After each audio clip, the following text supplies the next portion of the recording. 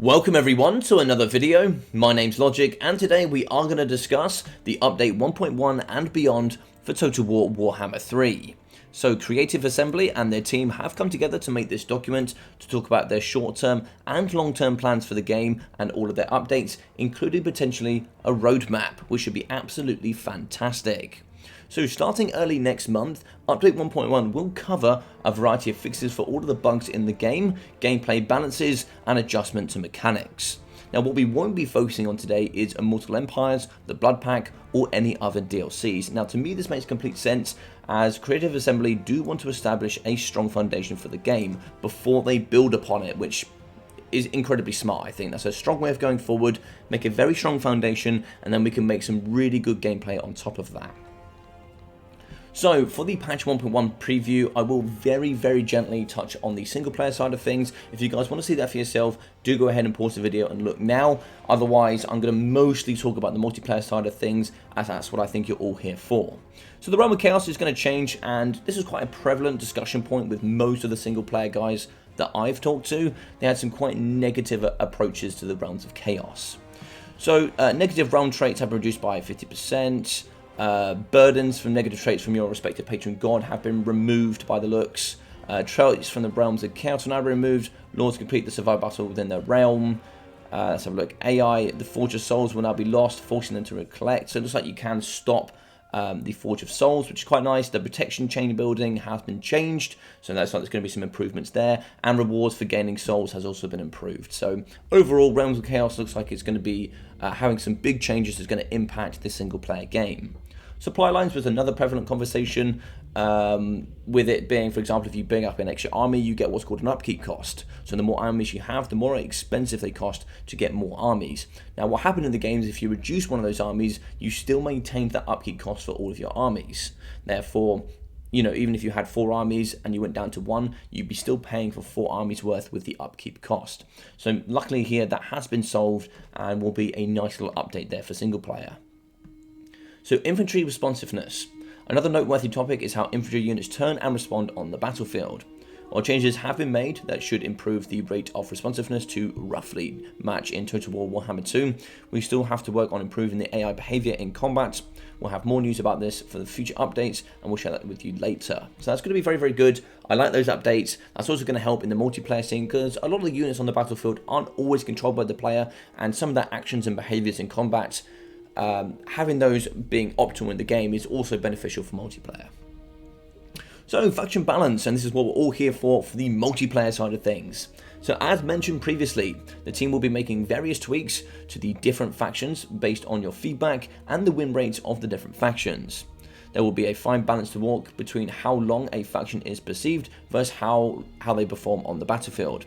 But we hope to learn from both as we buff, reduce a faction or specific units. So it looks like they might buff entire factions, reduce entire factions, like there'll be like changes in the game. So they might give more or less funds, different maps for example, and then also look to identify specific units that may be a little bit overtuned, undertuned, etc.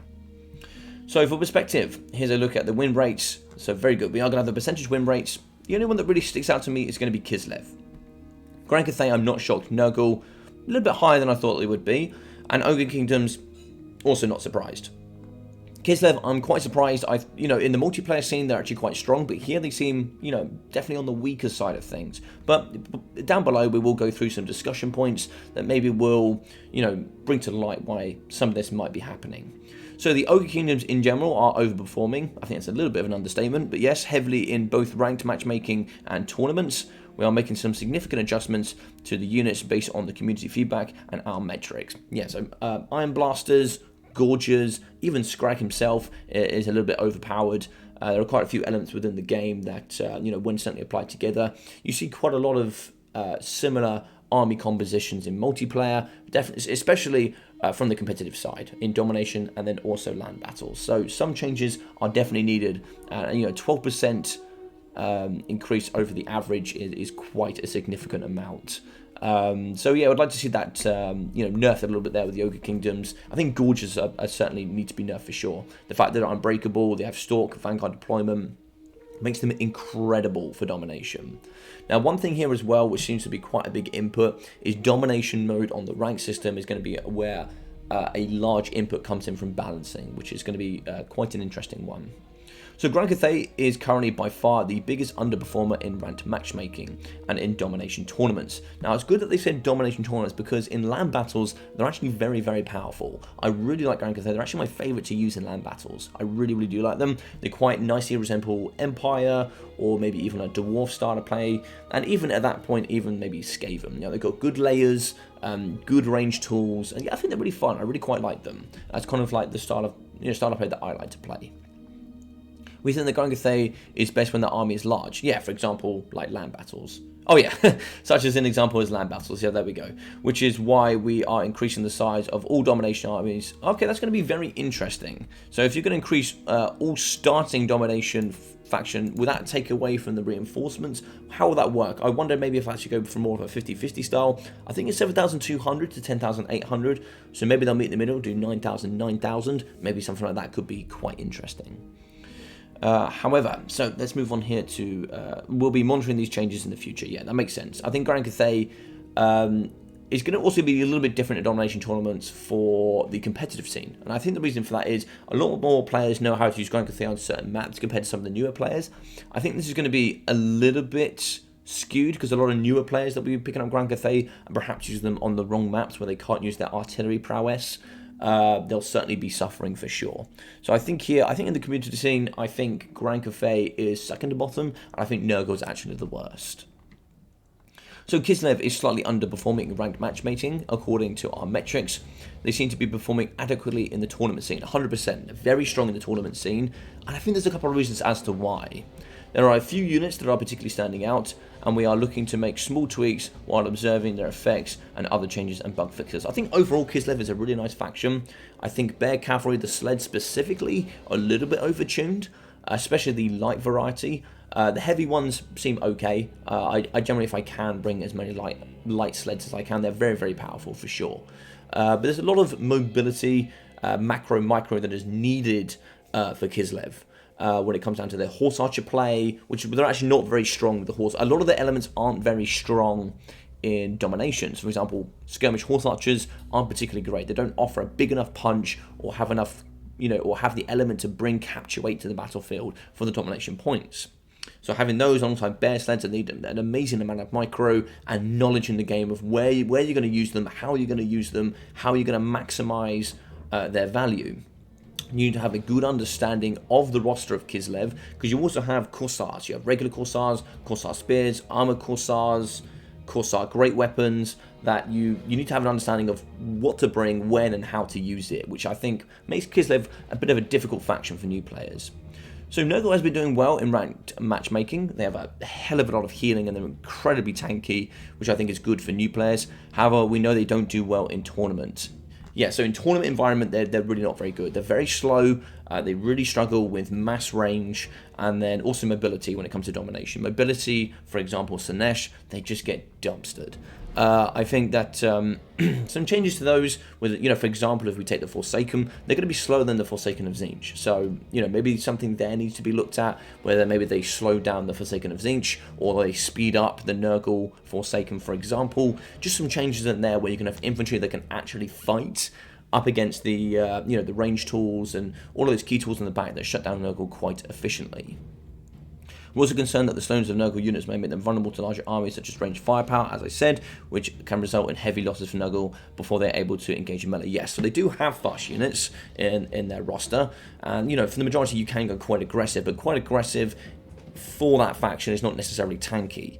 For example, if you bring in Furies, you're also going to be having their Spawn of Nurgle, 42 speed, pretty good there for infantry, but they're very lightly armoured. They get shot down pretty quickly, and they're pretty easy to deal with, so it can be pretty tough for Nurgle, and I think they're probably the worst faction, and that's going to be for land battles, and then also domination. I think they are the worst. When it comes to Nurgle, probably their best matchup is going to be Khorne, and even then I think that's Khorne favoured. Some might disagree with me perhaps, but I still think it's not looking great for Nurgle. They could definitely do with some bonuses, but I think they're quite nice here, as the graph shows, quite nice for new players. So on the update 1.1, we are fixing issues with charge, bracing, and impact damage. We feel it's too risky to touch Sinesh with units having good without having a good understanding. Yeah, so for example, with the Devastating Flanker, if you're going to be changing charges, bracing, impact damage with Devastating Flanker, that could either make them incredibly powerful or it could actually nerf them through the floor. I think leaving Sinesh for now, whilst we make some other changes, some necessary changes to other factions, I think is really good. I think keep an eye on them, and if really big changes need to happen, which I don't think they do yet for Sinesh, I believe they're about 52%-ish. Yeah, 55%. So they're doing pretty well in total. And I think in the competitive scene outside of land battles, so on the domination side of things, they're very good. I think in domination they do suffer a little bit. There's certainly down there as one of the weaker factions. But overall, I think they're doing okay. We're currently happy with the state of Khorne. We will continue to monitor them and how they perform and other balances. I think Khorne is a really good example of a perfectly balanced faction. Khorne has nothing that's particularly overpowered. I think Fleshhounds are very good, but they don't quite go in the overpowered category for me. And maybe you could tune them a little bit, maybe make them slightly more expensive, or maybe, maybe nerf their weapon strength a little bit, but you'd have to do that with other things as well. Like, for example, Saber Tusk packs, I think, are even more powerful. I think because they're in the faction of Khorne, I think Fleshhounds really stick out as one of the more powerful units. But I don't think there's anything that you can't particularly use, and then there's nothing that's particularly overpowered. So I think Khorne is a very good faction. I don't see anything in here in regards to Tzeentch, so I guess we'll have to talk about that at a different stage. I thought they might be making some changes to the shields, maybe some different elements to the range tools like Blue Horrors. Blue Horrors are incredibly overpowered, so maybe we need to see some changes there, as we see a 56% win rate for Tzeentch, which yeah, it's pretty strong. Yeah, so I think, yeah, pretty good there. Otherwise, I'm very happy with these changes. And I'm very happy that they're looking into changes, and they've used and this is really nice from the Create Assembly team. They've taken in information from all different areas. That's going to be from the ranked matchmaking, that's going to be from the tournament scene, that includes land battles, which is, I think, is really good from them. Really good stuff. Very happy about that. So with every build, we look to fix and test and package as many bugs into the game as possibly can. Yeah, so they're going to try and fix as many bugs as they possibly can and test it over and over again, and this takes an incredible amount of time, I'm sure, and it certainly gives us the opportunity to tackle some of the key issues that you've helped us identify. So it's going to be the Alt-Tab crash, so they're looking to fix that, the Gift of Sinesh, which will be single player, the Prologue 6, single player, Soft Lock when you lose to Yuri, that's going to be single player, crash fixes in general, that's going to be fantastic. Shadow Shroud, that'll be Bellacourse, that'll be single player. Corrupted by, single player, and then achievement issues. Okay, so it looks like they're going to be doing a wide range of issues throughout the game, and really trying to solidify the game to make a brilliant base that we can build on with some amazing DLCs in the future.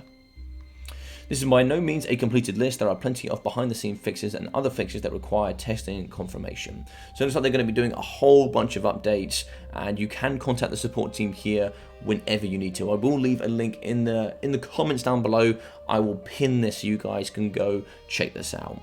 But wait, there's more. While we assemble kit, the assembly kit is still in the works.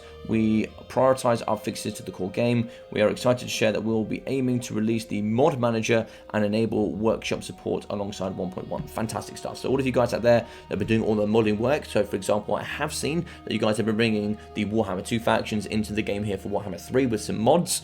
This will be very nice here to have some toolkits for yourself that you can certainly play around the game and kind of change it into a way that you're going to really enjoy it. So what comes after update 1.1? Well, this is only the beginning. So it looks like throughout our posts, our goal is to iron out technical wrinkles, improve the stability, performance of the game, and adjust and balance gameplay. Based on ongoing commentary with the Warhammer community, this is all very specific goal of establishing a strong baseline for Warhammer 3, which I think is what we all want. We all want a strong baseline that we can go and put as many DLCs on the top and get Warhammer 2 back in the game here with Immortal Empires. I think that's what we're all really excited for, and then we can get domination, land battle tournaments, and just so much fun coming forward. I'm really excited. Our plan is to eventually pair large content drops with regular game updates, bug fixes, balance changes, and the sort. However, we are looking to raise our game above Warhammer 2 by introducing major patch updates between our DLC releases. That is fantastic, amazing news. Really looking forward to that. More patches, more updates, more love for the game on the multiplayer and single player side of things is what we all want. So that is amazing news here from the CA guys. and it looks like here they are going to be doing a roadmap. So we all know that many of you are eager for a long-term roadmap of what's coming down the line. This very much includes many devs here at Creative Assembly who are excited to share our plans. We read you all loud and clear. So we are in the process of putting together a look at the year ahead. Fantastic. Really excited about that. I really want to see, because even for us here, for some of the verified content creators and the the partners, we don't know what's coming. So it'd even be good for us to know what's coming, know what we can prepare for, and such and such. So things are in flux at the moment, rebalancing of Warhammer 3, the future projects. So things settle and cement a bit. We'll be sharing more about the year ahead and general what and when things will be coming to the game. We'll let you know, and then we'll have you ready to go. So fantastic stuff. I'm really excited about what's coming forward. And it looks like here, we'll keep you informed, following the continued adjusting, communicate based on your reactions, feedback, and expectations. So if you're not on the Discord or you're not on the Twitch and stuff like that, do go check yourself out there on Creative Assembly and give some feedback and such, so you can put your thoughts back into the game, and then hopefully the devs and stuff can see and try and make some of those changes that are going to hopefully improve the game here for the future. So guys, I really hope you enjoyed this little look into basically the update for 1.1 and a lot of the amazing changes. I'll leave it here on the nice little graph they've made. But yeah, I'm really excited for what Warhammer 3 is going to come forward in the beginning of April here, and some of the changes we're going to see in the multiplayer scene, single player scene, and for myself as well, when I get a bit more free time, we'll be delving into a lot more tournaments. Battle Mania will be starting, and I'm sure we'll be seeing many other tournaments. So guys, thank you so much for watching. Please feel free to like, comment, and subscribe. I've been your boy Logic. Take care of yourselves, and I'll see you all very soon.